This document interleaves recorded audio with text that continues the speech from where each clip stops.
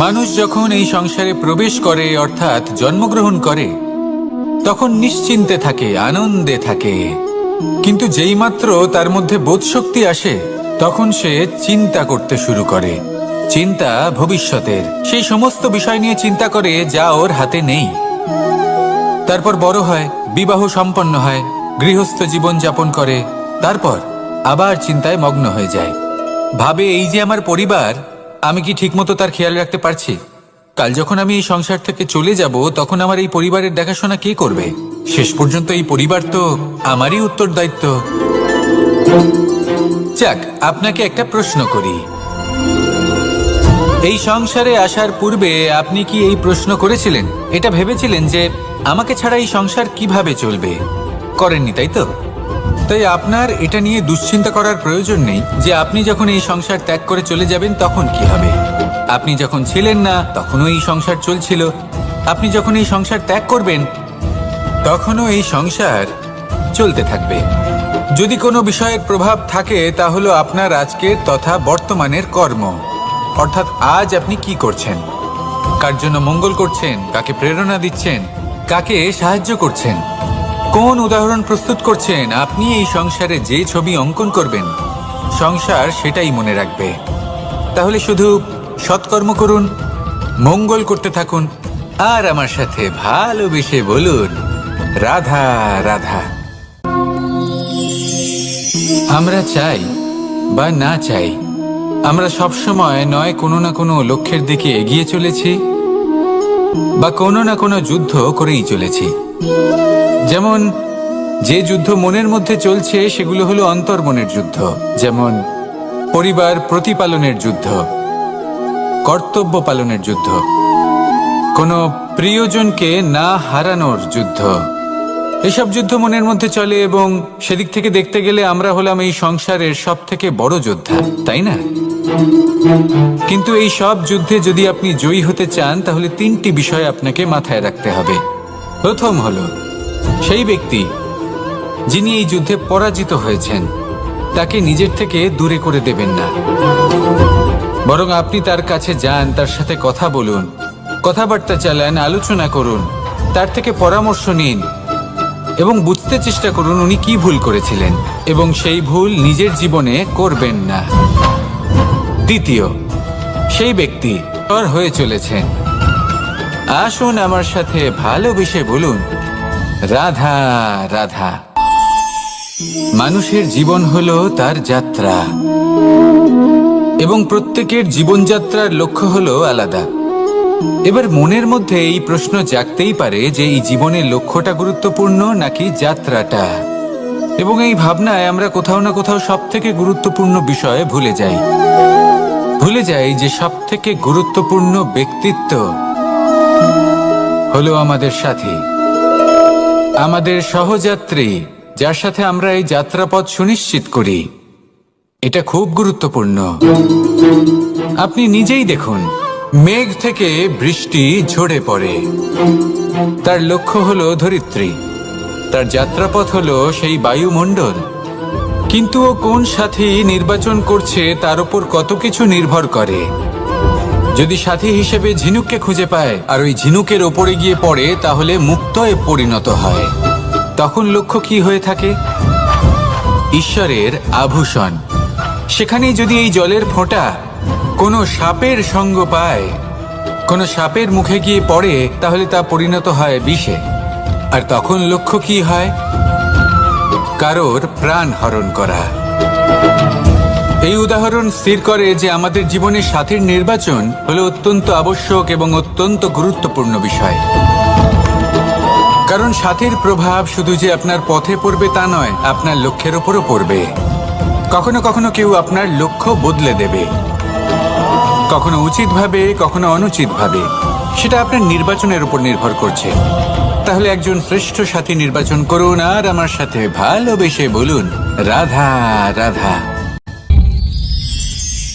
মানুষ বর্তমানে নিজের জীবন অতিবাহিত করেন, কিন্তু তার জীবনে অতীতকাল এবং ভবিষ্যৎকাল এই দুটোরই সমান গুরুত্ব রয়েছে। অতীতকাল অতিবাহিত হয়ে গেছে এবং সেটা জীবিত থাকে আমাদের স্মৃতি হিসেবে, এবং ভবিষ্যৎ হলো সেটাই যেটা আমরা শুধুমাত্র কল্পনাই করতে পারি। এবার অতীতের কিছু স্মৃতি এমন থাকে যা আমাদের কাছে আনন্দময় হয় না, তা কটু হয়, দুঃখজনক হয়, যন্ত্রণাদায়ক হয়। আমরা যা কিছুই করি তা বদলে ফেলতে পারবো না, কিন্তু ভবিষ্যৎকাল সেটা আমরা রচনা অবশ্যই করতে পারি, যদি আজ আমরা শ্রেষ্ঠ কর্ম করি। যদি আজকের এই দিনটা আমরা আনন্দের সাথে অতিবাহিত করি, সুখের সাথে অতিবাহিত করি, এক একটা মুহূর্ত আমরা আনন্দ এবং ভালোবাসার সাথে অতিবাহিত করি, আপনার আজকের এই কর্ম আপনার ভবিষ্যৎ নির্ধারণ করবে। আজ আপনি যেভাবে জীবন কাটাবেন তা ভবিষ্যতে গিয়ে অতীতকালে পরিণত হবে। আর তখন আপনি এমন স্মৃতি খুঁজে পাবেন যেখানে আপনি প্রত্যেকটি মুহূর্ত প্রেম এবং আনন্দের সাথে অতিবাহিত করেছেন, এবং সেই স্মৃতি মধুর হবে। তাহলে আজ শ্রেষ্ঠ এবং উচিত কর্ম করুন। আপনি নিশ্চিত রূপে একটি উজ্জ্বল, শুদ্ধ, পবিত্র এবং আনন্দময় ভবিষ্যৎ লাভ করবেন। আসুন আমার সাথে ভালোবেসে বলুন, রাধা রাধা। জীবনে তিনটি বিষয় আছে, তিনটি বস্তু আছে, তারা যেন আপনাকে কখনো বশে না করে নিতে পারে। প্রথম হলো ধন। ধন যতক্ষণ আপনি ব্যবহার করতে থাকেন, যতক্ষণ তা আপনার কাজে আসছে, ততক্ষণ ঠিক আছে, এই ধন আপনার কাছে অমৃত। কিন্তু যখন এই ধন আপনাকে ব্যবহার করতে শুরু করে, বুঝে যাবেন যে আপনার পতনের সময় শুরু হয়েছে। দ্বিতীয় বিষয়, ফেলে আসা অতীত। যাই করুন, আপনি অতীত পাল্টাতে পারবেন না, আর এই সত্যিটা আপনিও জানেন। কিন্তু তাও এর বশবর্তী আমরা হয়ে পড়ি, আর যখন তাই হয় তখন এই সংসারে আমরা যেখানেই যাই না কেন, যত বড়ই সুখ লাভ করি না কেন, সেই সব আমাদের কাছে তিক্ত বলে মনে হয়। তৃতীয় বিষয়, আপনার আশেপাশের মানুষ ভিন্ন ভিন্ন ধরনের মানুষ হয়, যাদের চিন্তা ভাবনা এবং দৃষ্টিভঙ্গি ভিন্ন ভিন্ন প্রকারের। যদি এদের বশবর্তী আপনি হয়ে পড়েন, তাহলে কেউ বলবে এটা করো, এটা ভালো, কেউ বলবে এটা করো না, ওটা করো, ওটা ভালো কাজ, কেউ বলবে এই দুটোই করো না, অন্য কিছু করো। এই কথাগুলিতে আপনি এতটাই জড়িয়ে পড়বেন যে আপনি লক্ষ্যভ্রষ্ট হয়ে পড়বেন। তাই এই তিন বিষয় থেকে সাবধানে থাকবেন। যদি কোনো কিছু বশ করতে হয়, তাহলে আপনাকে বশ করতে হবে আপনার আজকে, নিজের বর্তমানকে। এটা খুব প্রয়োজনীয়। এটা ভাববেন যে এই সময়ের সদ্ব্যবহার আমি কিভাবে করব, সময়কে শাসন কিভাবে করব, ওই কর্ম কিভাবে করব যাতে ভবিষ্যতে কখনো আমার আফসোস না হয়, বরং এই সংসার আমাকে নিয়ে গর্ব করবে, সেই কর্ম করুন। আর যখন আপনি এটা শিখে নেবেন, তখন আপনি নিজেই নিজেকে প্রকৃত অর্থে ভাগ্যশালী করে তুলবেন। আসুন আমার সাথে ভালোবেসে বলুন, রাধা রাধা। প্রত্যেক মানুষ নিজের জীবনে হীরক তথা হিরে এবং দর্পণ, এই দুই দেখেছেন। এই দুই হলো সাদা, এবং এরা দুজনেই আলোর প্রতিফলন ঘটায়, এবং এরা দুজনেই উজ্জ্বল হয়ে ওঠে। আপনি হয়তো মনে মনে ভাবছেন যে এটা কি ধরনের তুলনা করছি। একটা হিরে তো রত্ন, তার মূল্য দর্পণের থেকে অনেক গুণ বেশি। কিন্তু হিরে থাকাতে দর্পণের মূল্য কিন্তু কোনো অংশে কমে যায় না, তাই না? মানুষ যখন হিরে নিজের হাতে নেয়, তখন সবার আগে কি খোঁজে? দর্পণ, যাতে তার মধ্যে দিয়ে দেখে সে বুঝতে পারে যে সেই হিরে আদৌ তার শোভাবর্ধন করছে কিনা, তাকে ভালো দেখাচ্ছে কিনা, প্রসাধনের জন্য সেটা ব্যবহার করা ঠিক হবে কিনা। অর্থাৎ হীরের উপস্থিতিতে দর্পণের গুরুত্ব কম হলো না, দর্পণের কারণে হীরের মূল্য বোঝা গেল। আমাদের জীবনেও ঠিক এরকমই ঘটে।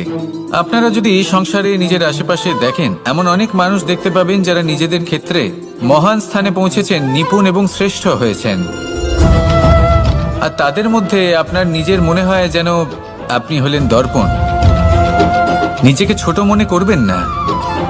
আপনার মূল্য কম হচ্ছে না, আপনার নিজস্ব মূল্য আছে। আর যদি আপনার অস্তিত্ব না থাকে, তাহলে ওনাদের অস্তিত্বের মূল্য সংসার বুঝতেই পারবে না। জীবনে সবসময় চেষ্টা করবেন যাতে আপনি আরো বেশি শ্রেষ্ঠ হয়ে উঠতে পারেন। আপনি নিজে যে স্থানে আছেন সেটাকে ছোট মনে করবেন না, তারও নিজস্ব একটা মূল্য আছে। যদি আপনি হিরে হয়ে থাকেন, তাহলে অহংকার করবেন না। যদি আপনি দর্পণ হয়ে থাকেন, তাহলে নিজেকে ছোট মনে করবেন না। আসুন আর আমার সাথে ভালোবেসে বলুন, রাধা রাধা। পাপ এবং পুণ্য, এই দুই হলো সংসারের এমন দুই বিন্দু যাকে কেন্দ্র করে এই সংসারের চক্র ঘুরতে থাকে। আমরা যদি কোনো কর্ম বিচার করি, হয় পুণ্য নয় পাপের দৃষ্টিভঙ্গি দিয়ে, এটা হয় পুণ্য না হলে পাপ। কিন্তু এই পাপ এবং পুণ্য এই দুই নির্ভর করে প্রত্যেক মানুষের ওপর, তার চিন্তাধারা, তার পরিস্থিতির ওপর। ধরুন এমন একজন মানুষ যিনি অনেক দিন ধরে বনে পথ হারিয়েছেন, অনেক দিন হয়তো উনি কোনো খাবার খাননি। এবার এমন পরিস্থিতি চলে এসছে যে এবার যদি উনি খাবার না খান তাহলে হয়তো জীবিতই থাকবেন না। আর এমন অবস্থায় ওনার সামনে যদি কোনো প্রাণী আসে তাহলে তাকে শিকার করা, এটা কিন্তু তার কাছে পাপ নয়, এটা তো জীবিত থাকার একমাত্র উপায়। এটা তার কাছে পুণ্যসম। আর যদি আমি এমন একজন ব্যক্তির কথা বলি যিনি সরল, যিনি একটি সুখী, শান্ত, সুরক্ষিত জীবনযাপন করছেন, তার কাছে কিন্তু এটা পাপ। এইরকমই এই সংসারে ভিন্ন ভিন্ন পরিভাষা আছে পাপ এবং পুণ্যের। তার মধ্যে যদি আমি আপনাকে একটি সরল পরিভাষা দিই, সেটা হলো, জীবনে যখনই কোনো কর্ম করবেন সেটা নিয়ে একটু ভেবে দেখুন যে এই যে কাজটা আমি করছি তার ফলে এই যে অন্য মানুষেরা আছেন এই সংসারে, তারা কি দুঃখ পাবেন? যদি তারা দুঃখ পান তাহলে সেটা পাপ। যদি আপনি এমন কোনো কর্ম করেন যার ফলে অন্যরা প্রসন্নতা লাভ করেন, তাদের মুখে হাসি ফুটে ওঠে, যদি তারা প্রেরিত হন, জীবনে সামনে এগোতে পারেন, তাদের বিকাশ হয়, তাহলে এটা হলো পুণ্য। তাই জীবনে সবসময় পুণ্য করতে থাকুন আর আমার সাথে ভালোবেসে বলুন, রাধা রাধা। তালা অনেক পুরনো একটা আবিষ্কার। যবে থেকে এই সংসারে বহুমূল্য বস্তু নির্মিত হয়েছে তবে থেকেই এই তালা নির্মাণ হয়েছে, তবে থেকে এর ব্যবহার করা হয়েছে, যাতে উচিত সময় এলে পরে আমরা আমাদের বহুমূল্য জিনিসগুলো সুরক্ষিত রাখতে পারি এবং সময় এলে পরে বের করে সেগুলি ব্যবহার করতে পারি। এবার একটা গুরুত্বপূর্ণ তথ্য আছে যেটা জানা অত্যন্ত গুরুত্বপূর্ণ, এবং সেটা হলো যে একটা তালা নির্মাণের পূর্বে তা খোলার যন্ত্র অর্থাৎ তার চাবিটি নির্মাণ করা হয়, এবং এটাই জীবনের খুব বড় একটা শিক্ষা প্রদান করে যায়। আমাদের জীবনে যখনই কোনো সমস্যা আসে তখন ভয়ভীত হওয়ার কোনো দরকার নেই, কারণ এই প্রকৃতি, এই ঈশ্বর এই সমস্যার সমাধান তথা এর চাবি আগে থেকেই নির্মাণ করে রেখে দিয়েছেন। শুধু দরকার হলো সেই সমস্যার ঊর্ধ্বে উঠে সেই সমাধান খুঁজে বের করা। মানুষ অনেক সময় সমস্যা দেখে ভীত হয়ে পড়েন, চিন্তিত হয়ে পড়েন, নিজের বিবেক হারিয়ে ফেলেন। আপনার শুধু এই মনকে শান্ত করা প্রয়োজন। এই শান্ত মনের সাথে এই সমস্যার নিবারণ খুঁজে নিতে হবে। তাই সমস্যা যতই তীব্র হোক না কেন, ভয় পাওয়ার কোনো প্রয়োজন নেই। পরম শান্ত মনে সমাধান খুঁজে বের করুন। আসুন আমার সাথে ভালোবেসে বলুন, রাধা রাধা। এ হলো রামায়ণের সময়কালের কথা। সেতু নির্মাণ করার কাজ চলছিল। সমস্ত বানর সেনা এই কাজে নিযুক্ত হয়েছিলেন। বড় বড় পাথর তুলে নিয়ে এই বানর সেনা সমুদ্রে ফেলছিলেন। এই কাজ চলছিল। এমন সময় ছোট্ট একটা কাঠবিড়ালি এলো। ছোট ছোট মাটির ডেলা হাতে নিয়ে সাগরের কাছে যাচ্ছিল আর বড় বড় পাথরের পাশে রেখে দিচ্ছিল, যথাসম্ভব সেখানে রেখে আসছিল। সারা দিন ধরে সে এই পরিশ্রম করেই যাচ্ছিল। এবার শ্রীরাম তার এই কাজ দেখতে পেলেন। সেই ছোট্ট কাঠবিড়ালিটিকে নিজের হাতে তুলে নিলেন এবং অত্যন্ত ভালোবেসে তার পিঠে হাত বুলিয়ে দিলেন। কথায় আছে যে কাঠবিড়ালির পিঠে যে দাগ আছে সেই 3টি দাগ এসেছে শ্রীরামচন্দ্রের 3 আঙুলের থেকে। যে কাজ আপনি করছেন তাতে সমস্ত শক্তি প্রয়োগ করুন, যতটা আপনার সামর্থ্য রয়েছে, যতটা আপনার প্রতিভা রয়েছে, সম্পূর্ণভাবে উৎসর্গ করে দিন। ঠিক এমনভাবে কর্ম করুন। সেই কাঠবিড়ালি কিন্তু তাই করেছিল। সেই জন্য শ্রীরামের সাথে সেও সেই কাহিনীতে অমর হয়ে গেছিল। সম্পূর্ণ শক্তি প্রয়োগ করুন, সম্পূর্ণ সামর্থ্যের সাথে কর্ম করুন, কারণ এটাই হলো শ্রেষ্ঠ পথ কোনো কর্ম করার। আসুন আমার সাথে ভালোবেসে বলুন, রাধা রাধা। মানুষের জন্ম কখনো তার ভবিষ্যৎ নির্ধারণ করতে পারে না। হ্যাঁ, ওর জীবনযাত্রা অবশ্যই সুখময় হতে পারে, নির্ভর করে যে ও কোন পরিবারে জন্ম নিচ্ছে, তার পরিবার পরিজন কে হন, তার মাতা পিতা কে হন, তাকে কেমন শিক্ষা দেওয়া হয়েছে, কেমন ভাবে পালন করা হচ্ছে। সে কিন্তু কুপাত্রও হতে পারে, আবার সুপাত্রও হতে পারে। কিন্তু সে চলে যাওয়ার পর এই সংসার তাকে মনে রাখবে নাকি না, আর যদি মনেও রাখে তাহলে কিভাবে মনে রাখবে সেটা নির্ভর করছে তার কর্ম এবং তার নির্বাচনের উপর। ঠিক যেমন বর্ষার এই জলের ফোঁটা যখন মেঘ থেকে ঝরে পড়ে, তখন তার এই নির্বাচন হলো গুরুত্বপূর্ণ, কারণ তার নির্বাচন তার উপর নির্ভর করছে তার ভবিষ্যৎ কেমন হবে। ঝিনুকের মুখে পড়লে মুক্ত হয়ে ওঠে, সাপের মুখে পড়লে বিষ, আর যদি কোনো পাতায় পড়ে তাহলে শিশিরে পরিণত হয়। তাহলে কর্ম এবং নির্বাচন দুটি জীবনে গুরুত্বপূর্ণ। এদের বিষয় বিশেষ যত্ন নেবেন এবং আমার সাথে ভালোবেসে বলবেন, রাধা রাধা। কখনো কখনো আমাদের জীবনে দুঃখ আসে এবং তার কারণ হলো সন্দেহ।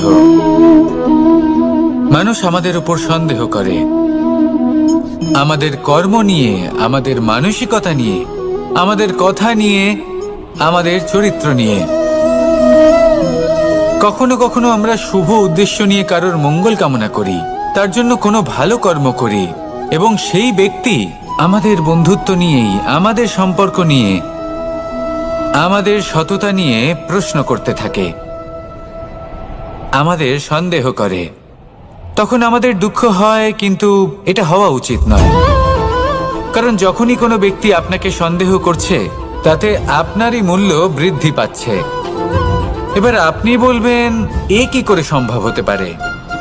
একটা কথা বলুন, আপনি কখনো শুনেছেন যে কয়লার শুদ্ধতার পরিমাপ করা হচ্ছে? শোনেননি, কারণ এমনটা কখনো হয়ই না। শুদ্ধতার পরখ শুধুমাত্র সোনার ক্ষেত্রে করা হয়, শুধুই তার শুদ্ধতা নিয়ে সন্দেহ প্রকাশ করা হয়। এই সোনাকে পরখ করা হয়, আর যখন এই সোনা এই পরীক্ষায় উত্তীর্ণ হয়, তখন সেই সোনা কতটা মূল্যবান সেটা সংসার জানতে পারে। সেই রকমই এই সংসার আপনাকেও পরখ করবে। যখন আপনি এই পরীক্ষায় উত্তীর্ণ হবেন, তখন আপনার মূল্য কতটা অধিক সেটা এই সংসারও জানতে পারবে। সেই জন্য যখনই কেউ আপনার উপর সন্দেহ করবে, দুঃখ পাবেন না। শুধু এই কথাটার খেয়াল রাখবেন, আপনি কি উচিত পথে চলেছেন, উচিত কর্ম করছেন। সকলের প্রতি আপনার মনে যেন সদ্ভাবনা থাকে, এবং হ্যাঁ, আপনি যেন আমার সাথে ভালোবেসে বলেন, রাধা রাধা। আমরা সবাই সূর্যকে সম্মান করি, ওনাকে শ্রদ্ধা করি, ওনাকে পুজো করি। এই সূর্য আমাদের শক্তি প্রদান করেন, প্রকাশ প্রদান করেন। কখনো কখনো উষ্ণতা এতটাই বাড়িয়ে তোলেন, এতটাই তপ্ত করে তোলেন, আমাদের একথা মনে হয় যে আমাদের এই শরীর জ্বলে যাচ্ছে। তখনও আমরা বিরোধিতা করি না, তাকে কটু কথা শোনাই না, আমরা সসম্মানে তা গ্রহণ করি। কেন কেন করি? কারণ আমরা জানি যে সন্ধেবেলা যখন সূর্যাস্ত হবে, তখন শুধুমাত্র অন্ধকার বাকি থাকবে। ঠিক কিছুটা এরকমই হয় আমাদের মাতা পিতাও, যিনি আমাদের জন্ম দেন, আমাদের ভরণ পোষণ করেন, আমাদের বড় করেন, আমাদের প্রেম প্রদান করেন। কখনো কখনো তাদের মুখ থেকে কটু কথা নিঃসৃত হয়, আমাদের দুঃখ হয়, কিন্তু তখন আমাদের এটা বোঝা উচিত, এগুলি নিঃসৃত হচ্ছে আমাদেরই মঙ্গলের জন্য। যেমন সূর্যদেব, উনিও উত্তাপ দিয়ে থাকেন আমাদেরই মঙ্গলের জন্য, যাতে ফসল পাকতে পারে, যাতে জল বাষ্প হয়ে মেঘ হতে পারে, বৃষ্টি হতে পারে, আর এই সংসারে নিরন্তর জলের প্রবাহ থাকে। আমাদের মাতা পিতা, তাদের কঠোর আচরণ, তাদের কঠোর অনুশাসনের পেছনে লুকিয়ে থাকে ওনাদের ভালোবাসা। আমাদের তা বুঝতে হবে, সসম্মানে ওনাদের গ্রহণ করতে হবে।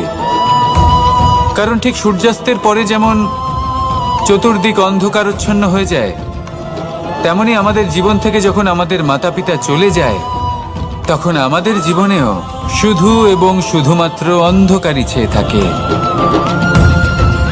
সেই জন্য নিজের মাতা পিতাকে সম্মান করুন, ওনাদের ভালোবাসা প্রদান করুন। এই মন আর এই জীবন প্রসন্ন হয়ে বলবে, রাধা রাধা। শিশিরের বিন্দু পাতার ওপর পড়ে আর তার গায়ে লেগে থাকে। পাতা তাকে শুষে নিতে পারে না, আর শেষ পর্যন্ত সে ঝরে পড়ে যায়। অন্যদিকে রয়েছে মেঘ এবং চাতক। এদের মধ্যে অনেক দূরত্ব থাকে।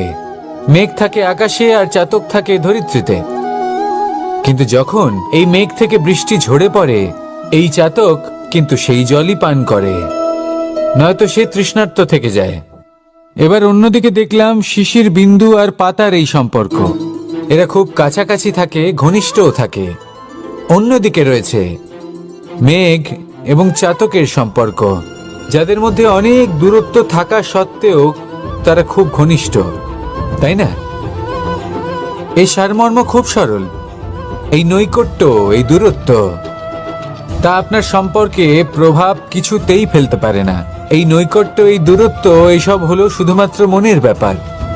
কখনো আপনি অনুভব করেছেন আপনি কারোর থেকে অনেক অনেক দূরে আছেন, অনেক দূরে আছেন, তাও সেই ব্যক্তির প্রতি আপনি টান অনুভব করেন। সেখানে আপনি কারোর সাথে প্রত্যেক দিন অতিবাহিত করেন, সমস্ত জীবন অতিবাহিত করেন, সব থেকে বেশি সময় তার সাথে অতিবাহিত করেন, তাও তার প্রতি সেই টান অনুভব করেন না। এই সংকেত হলো মনের দূরত্বের। তাহলে মনের এই দূরত্ব দূর করুন আর আমার সাথে ভালোবেসে বলুন, রাধা রাধা।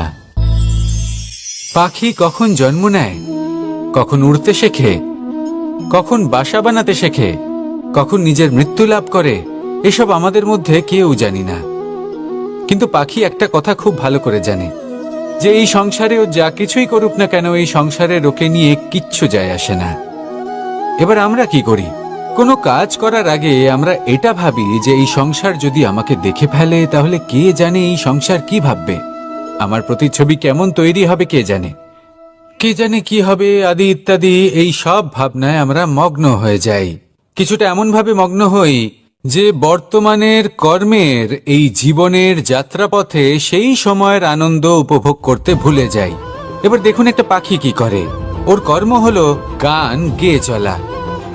ওই পাখি গেয়ে চলে, কেউ ওর গান শুনুক বা না শুনুক, কেউ আদৌ শুনছে কিনা সেই বিষয়টা নিয়ে সেই পাখির কিছুই যায় আসে না। সেই পাখি নিজের কর্ম করতে থাকে।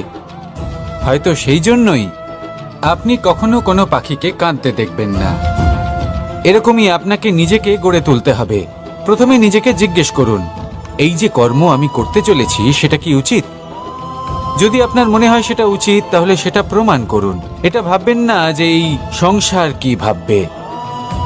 আসুন আর আমার সাথে ভালোবেসে বলুন, রাধা রাধা। আজ আমি আপনাকে একটা ছোট্ট কাহিনী শোনাবো। এটা কোনো এক সময়ের কথা। দুজন বোন জাঁতাকলে গম পেশাই করছিলেন, আর ওনাদের মধ্যে যিনি ছোট ছিলেন তিনি সময় সময় সেখান থেকে ছোট ছোট দানা তুলে খাচ্ছিলেন এবং বিষয়টা উপভোগ করছিলেন। এবার দেখতে দেখতে গম পেশাই সমাপ্ত হলো। এবার পেশাই করা গম নিয়ে সেই দুজন বোন বাড়ি ফিরে আসছিলেন, এবং তাদের ফেরার পথে হঠাৎ করে কোথাও থেকে একটি বাছুর চলে এলো। এই দুই বোন ভয়ভীত হয়ে গেলেন, আর তাদের হাত থেকে সেই আটা পড়ে গেল, মাটিতে মিশে গেল। এবার এই পুরো ঘটনাক্রমে যদি কারোর বিন্দুমাত্র লাভ হয়ে থাকে, বিন্দুমাত্র আনন্দ পেয়ে থাকে, তাহলে সে কে? সেই ছোট বোন, যিনি মাঝে মাঝেই গমের দানা তুলছিলেন এবং খাচ্ছিলেন। কিছুটা হলেও উনি আনন্দ লাভ করেছিলেন। এবার এরকমই হলো আমাদের জীবনে ভক্তি এবং ভালোবাসা সংক্রান্ত বিষয়ে। মানুষ নিজের জীবনের দৈনিক কাজে এতটাই ব্যস্ত হয়ে পড়েন, প্রত্যেকদিন শুধু কাজ কাজ কাজ কাজ করতে থাকেন, আর তাতে ভক্তি এবং ভালোবাসার জন্য সময় বার করতেই পারেন না। দেখুন, জীবনে ভক্তি আর প্রেমের এই যে ছোট ছোট মুহূর্ত আছে, এগুলো যদি আপনি যাপন করতে পারেন, তাহলে তাতেই আপনি তৃপ্তি লাভ করবেন। বাকি সবই আপনার ব্যর্থ বলেই মনে হবে। জীবনে যখনই আপনি কোনো কাজ করবেন, ঈশ্বরের প্রতি সমর্পিত হয়ে সেই কাজ করুন। আর যখনই সময় পাবেন, তাহলে সেই সময় নিজের আপনজনদের দিন, যাদের আপনি ভালোবাসেন, তাদের প্রতি যত্নবান হন, তাদের শুভাকাঙ্ক্ষী হন। এই প্রেম আর ভক্তির ছোট ছোট মুহূর্তগুলো আপনার জীবনকে চরিতার্থ করে তুলবে। আসুন আমার সাথে ভালোবেসে বলুন, রাধা রাধা। জীবনে তিনটি বিষয় আছে, তিনটি বস্তু আছে, তারা যেন আপনাকে কখনো বশে না করে নিতে পারে। প্রথম হলো ধন। ধন যতক্ষণ আপনি ব্যবহার করতে থাকেন, যতক্ষণ তা আপনার কাজে আসছে, ততক্ষণ ঠিক আছে, এই ধন আপনার কাছে অমৃত। কিন্তু যখন এই ধন আপনাকে ব্যবহার করতে শুরু করে, বুঝে যাবেন যে আপনার পতনের সময় শুরু হয়েছে। দ্বিতীয় বিষয়, ফেলে আসা অতীত। যাই করুন, আপনি অতীত পাল্টাতে পারবেন না, আর এই সত্যিটা আপনিও জানেন। কিন্তু তাও এর বশবর্তী আমরা হয়ে পড়ি, আর যখন তাই হয়, তখন এই সংসারে আমরা যেখানেই যাই না কেন, যত বড়ই সুখ লাভ করি না কেন, সেই সব আমাদের কাছে তিক্ত বলে মনে হয়। তৃতীয় বিষয়, আপনার আশেপাশের মানুষ ভিন্ন ভিন্ন ধরনের মানুষ হয়, যাদের চিন্তা ভাবনা এবং দৃষ্টিভঙ্গি ভিন্ন ভিন্ন প্রকারের। যদি এদের বশবর্তী আপনি হয়ে পড়েন, তাহলে কেউ বলবে এটা করো, এটা ভালো, কেউ বলবে এটা করো না, ওটা করো, ওটা ভালো কাজ, কেউ বলবে এই দুটোই করো না, অন্য কিছু করো। এই কথাগুলিতে আপনি এতটাই জড়িয়ে পড়বেন যে আপনি লক্ষ্যভ্রষ্ট হয়ে পড়বেন। তাই এই তিন বিষয় থেকে সাবধানে থাকবেন। যদি কোনো কিছু বশ করতে হয়, তাহলে আপনাকে বশ করতে হবে আপনার আজকে, নিজের বর্তমানকে। এটা খুব প্রয়োজনীয়। এটা ভাববেন যে এই সময়ের সদ্ব্যবহার আমি কিভাবে করব, সময়কে শাসন কিভাবে করব, ওই কর্ম কিভাবে করব যাতে ভবিষ্যতে কখনো আমার আফসোস না হয়, বরং এই সংসার আমাকে নিয়ে গর্ব করবে, সেই কর্ম করুন। আর যখন আপনি এটা শিখে নেবেন, তখন আপনি নিজেই নিজেকে প্রকৃত অর্থে ভাগ্যশালী করে তুলবেন। আসুন আমার সাথে ভালোবেসে বলুন, রাধা রাধা। মানুষ যখন এই সংসারে প্রবেশ করে, অর্থাৎ জন্মগ্রহণ করে, তখন নিশ্চিন্তে থাকে, আনন্দে থাকে। কিন্তু যেইমাত্র তার মধ্যে বোধশক্তি আসে, তখন সে চিন্তা করতে শুরু করে। চিন্তা ভবিষ্যতের, সেই সমস্ত বিষয় নিয়ে চিন্তা করে যা ওর হাতে নেই। তারপর বড় হয়, বিবাহ সম্পন্ন হয়, গৃহস্থ জীবন যাপন করে, তারপর আবার চিন্তায় মগ্ন হয়ে যায়। ভাবে এই যে আমার পরিবার, আমি কি ঠিকমতো তার খেয়াল রাখতে পারছি? কাল যখন আমি এই সংসার থেকে চলে যাব, তখন আমার এই পরিবারের দেখাশোনা কে করবে? শেষ পর্যন্ত এই পরিবার তো আমারই উত্তরদায়িত্ব। যাক, আপনাকে একটা প্রশ্ন করি। এই সংসারে আসার পূর্বে আপনি কি এই প্রশ্ন করেছিলেন, এটা ভেবেছিলেন যে আমাকে ছাড়া এই সংসার কিভাবে চলবে? করেননি, তাই তো? তাই আপনার এটা নিয়ে দুশ্চিন্তা করার প্রয়োজন নেই যে আপনি যখন এই সংসার ত্যাগ করে চলে যাবেন তখন কি হবে। আপনি যখন ছিলেন না, তখনও এই সংসার চলছিল। আপনি যখন এই সংসার ত্যাগ করবেন, তখনও এই সংসার চলতে থাকবে। যদি কোনো বিষয়ের প্রভাব থাকে, তা হলো আপনার আজকের তথা বর্তমানের কর্ম। অর্থাৎ আজ আপনি কি করছেন, কার জন্য মঙ্গল করছেন, কাকে প্রেরণা দিচ্ছেন, কাকে সাহায্য করছেন, কোন উদাহরণ প্রস্তুত করছেন। আপনি এই সংসারে যে ছবি অঙ্কন করবেন, সংসার সেটাই মনে রাখবে। তাহলে শুধু সৎকর্ম করুন, মঙ্গল করতে থাকুন, আর আমার সাথে ভালোবেসে বলুন, রাধা রাধা। আমরা চাই বা না চাই, আমরা সবসময় নয় কোনো না কোনো লক্ষ্যের দিকে এগিয়ে চলেছি, বা কোনো না কোনো যুদ্ধ করেই চলেছি।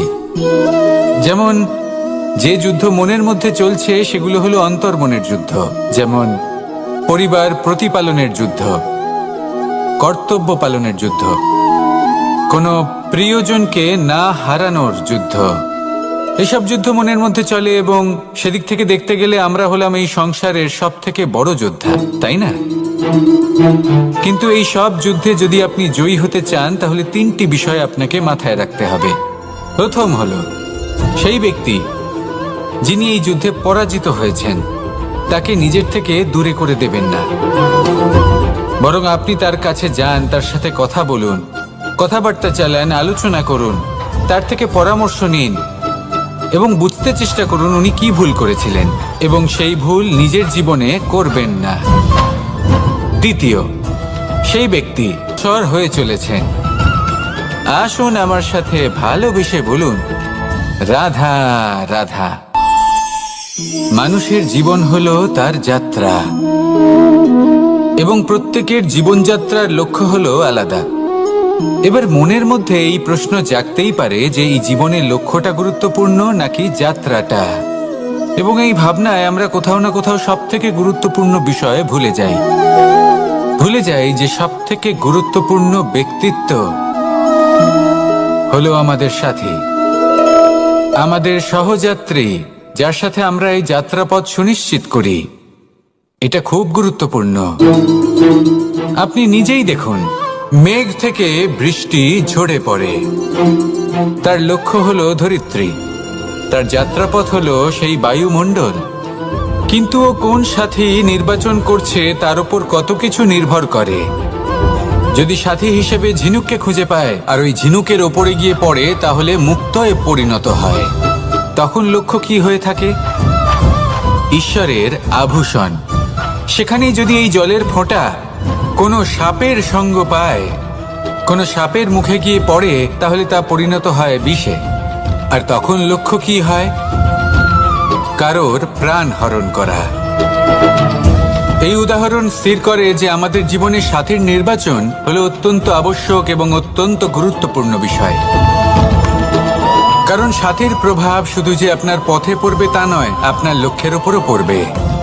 কখনো কখনো কেউ আপনার লক্ষ্য বদলে দেবে, কখনো উচিতভাবে, কখনো অনুচিতভাবে। সেটা আপনার নির্বাচনের উপর নির্ভর করছে। তাহলে একজন শ্রেষ্ঠ সাথী নির্বাচন করুন আর আমার সাথে ভালোবেসে বলুন, রাধা রাধা। মানুষ বর্তমানে নিজের জীবন অতিবাহিত করেন, কিন্তু তার জীবনে অতীতকাল এবং ভবিষ্যৎকাল এই দুটোরই সমান গুরুত্ব রয়েছে। অতীতকাল অতিবাহিত হয়ে গেছে এবং সেটা জীবিত থাকে আমাদের স্মৃতি হিসেবে, এবং ভবিষ্যৎ হলো সেটাই যেটা আমরা শুধুমাত্র কল্পনাই করতে পারি। এবার অতীতের কিছু স্মৃতি এমন থাকে যা আমাদের কাছে আনন্দময় হয় না, তা কটু হয়, দুঃখজনক হয়, যন্ত্রণাদায়ক হয়। আমরা যা কিছুই করি তা বদলে ফেলতে পারবো না, কিন্তু ভবিষ্যৎকাল সেটা আমরা রচনা অবশ্যই করতে পারি, যদি আজ আমরা শ্রেষ্ঠ কর্ম করি। যদি আজকের এই দিনটা আমরা আনন্দের সাথে অতিবাহিত করি, সুখের সাথে অতিবাহিত করি, এক একটা মুহূর্ত আমরা আনন্দ এবং ভালোবাসার সাথে অতিবাহিত করি, আপনার আজকের এই কর্ম আপনার ভবিষ্যৎ নির্ধারণ করবে। আজ আপনি যেভাবে জীবন কাটাবেন তা ভবিষ্যতে গিয়ে অতীতকালে পরিণত হবে। আর তখন আপনি এমন স্মৃতি খুঁজে পাবেন যেখানে আপনি প্রত্যেকটি মুহূর্ত প্রেম এবং আনন্দের সাথে অতিবাহিত করেছেন, এবং সেই স্মৃতি মধুর হবে। তাহলে আজ শ্রেষ্ঠ এবং উচিত কর্ম করুন। আপনি নিশ্চিত রূপে একটি উজ্জ্বল, শুদ্ধ, পবিত্র এবং আনন্দময় ভবিষ্যৎ লাভ করবেন। আসুন আমার সাথে ভালোবেসে বলুন, রাধা রাধা। প্রত্যেক মানুষ নিজের জীবনে হীরক তথা হিরে এবং দর্পণ এই দুই দেখেছেন। এই দুই হলো সাদা, এবং এরা দুজনেই আলোর প্রতিফলন ঘটায় এবং এরা দুজনেই উজ্জ্বল হয়ে ওঠে। আপনি হয়তো মনে মনে ভাবছেন যে এটা কি ধরনের তুলনা করছি। একটা হিরে তো রত্ন, তার মূল্য দর্পণের থেকে অনেক গুণ বেশি। কিন্তু হিরে থাকাতে দর্পণের মূল্য কিন্তু কোনো অংশে কমে যায় না, তাই না? মানুষ যখন হিরে নিজের হাতে নেয় তখন সবার আগে কি খোঁজে? দর্পণ, যাতে তার মধ্যে দিয়ে দেখে সে বুঝতে পারে যে সেই হিরে আদৌ তার শোভাবর্ধন করছে কিনা, তাকে ভালো দেখাচ্ছে কিনা, প্রসাধনের জন্য সেটা ব্যবহার করা ঠিক হবে কিনা। অর্থাৎ হীরের উপস্থিতিতে দর্পণের গুরুত্ব কম হলো না। দর্পণের কারণে হীরের মূল্য বোঝা গেল। আমাদের জীবনেও ঠিক এরকমই ঘটে। আপনারা যদি সংসারে নিজের আশেপাশে দেখেন, এমন অনেক মানুষ দেখতে পাবেন যারা নিজেদের ক্ষেত্রে মহান স্থানে পৌঁছেছেন, নিপুণ এবং শ্রেষ্ঠ হয়েছেন। আর তাদের মধ্যে আপনার নিজের মনে হয় যেন আপনি হলেন দর্পণ। একে ছোট মনে করবেন না। আসুন আর আমার সাথে ভালোবেসে বলুন, রাধা রাধা। পাপ এবং পুণ্য এই দুই হলো সংসারের এমন দুই বিন্দু যাকে কেন্দ্র করে এই সংসারের চক্র ঘুরতে থাকে। আমরা যদি কোনো কর্ম বিচার করি, হয় পুণ্য নয় পাপের দৃষ্টিভঙ্গি দিয়ে, এটা হয় পুণ্য না হলে পাপ। কিন্তু এই পাপ এবং পুণ্য এই দুই নির্ভর করে প্রত্যেক মানুষের ওপর, তার চিন্তাধারা, তার পরিস্থিতির ওপর। ধরুন এমন একজন মানুষ যিনি অনেক দিন ধরে বনে পথ হারিয়েছেন, অনেক দিন হয়তো উনি কোনো খাবার খাননি। এবার এমন পরিস্থিতি চলে এসছে যে এবার যদি উনি খাবার না খান তাহলে হয়তো জীবিতই থাকবেন না। আর এমন অবস্থায় ওনার সামনে যদি কোনো প্রাণী আসে তাহলে তাকে শিকার করা, এটা কিন্তু তার কাছে পাপ নয়, এটা তো জীবিত থাকার একমাত্র উপায়। এটা তার কাছে পুণ্য সম। আর যদি আমি এমন একজন ব্যক্তির কথা বলি যিনি সরল, যিনি একটি সুখী, শান্ত, সুরক্ষিত জীবনযাপন করছেন, তার কাছে কিন্তু এটা পাপ। এইরকমই এই সংসারে ভিন্ন ভিন্ন পরিভাষা আছে পাপ এবং পুণ্যের। তার মধ্যে যদি আমি আপনাকে একটি সরল পরিভাষা দিই, সেটা হলো জীবনে যখনই কোনো কর্ম করবেন সেটা নিয়ে একটু ভেবে দেখুন যে এই যে কাজটা আমি করছি তার ফলে এই যে অন্য মানুষেরা আছেন এই সংসারে, তারা কি দুঃখ পাবেন? যদি তারা দুঃখ পান তাহলে সেটা পাপ। যদি আপনি এমন কোনো কর্ম করেন যার ফলে অন্যরা প্রসন্নতা লাভ করেন, তাদের মুখে হাসি ফুটে ওঠে, যদি তারা প্রেরিত হন, জীবনে সামনে এগোতে পারেন, তাদের বিকাশ হয়, তাহলে এটা হলো পুণ্য। তাই জীবনে সবসময় পুণ্য করতে থাকুন আর আমার সাথে ভালোবেসে বলুন রাধা রাধা। তালা অনেক পুরনো একটা আবিষ্কার। যবে থেকে এই সংসারে বহুমূল্য বস্তু নির্মিত হয়েছে তবে থেকেই এই তালা নির্মাণ হয়েছে, তবে থেকে এর ব্যবহার করা হয়েছে, যাতে উচিত সময় এলে পরে আমরা আমাদের বহুমূল্য জিনিসগুলো সুরক্ষিত রাখতে পারি এবং সময় এলে পরে বের করে সেগুলি ব্যবহার করতে পারি। এবার একটা গুরুত্বপূর্ণ তথ্য আছে যেটা জানা অত্যন্ত গুরুত্বপূর্ণ, এবং সেটা হলো যে একটা তালা নির্মাণের পূর্বে তা খোলার যন্ত্র অর্থাৎ তার চাবিটি নির্মাণ করা হয়, এবং এটাই জীবনের খুব বড় একটা শিক্ষা প্রদান করে যায়। আমাদের জীবনে যখনই কোনো সমস্যা আসে তখন ভয়ভীত হওয়ার কোনো দরকার নেই, কারণ এই প্রকৃতি, এই ঈশ্বর এই সমস্যার সমাধান তথা এর চাবি আগে থেকেই নির্মাণ করে রেখে দিয়েছেন। শুধু দরকার হলো সেই সমস্যার ঊর্ধ্বে উঠে সেই সমাধান খুঁজে বের করা। মানুষ অনেক সময় সমস্যা দেখে ভীত হয়ে পড়েন, চিন্তিত হয়ে পড়েন, নিজের বিবেক হারিয়ে ফেলেন। আপনার শুধু এই মনকে শান্ত করা প্রয়োজন। এই শান্ত মনের সাথে এই সমস্যার নিবারণ খুঁজে নিতে হবে। তাই সমস্যা যতই তীব্র হোক না কেন, ভয় পাওয়ার কোনো প্রয়োজন নেই।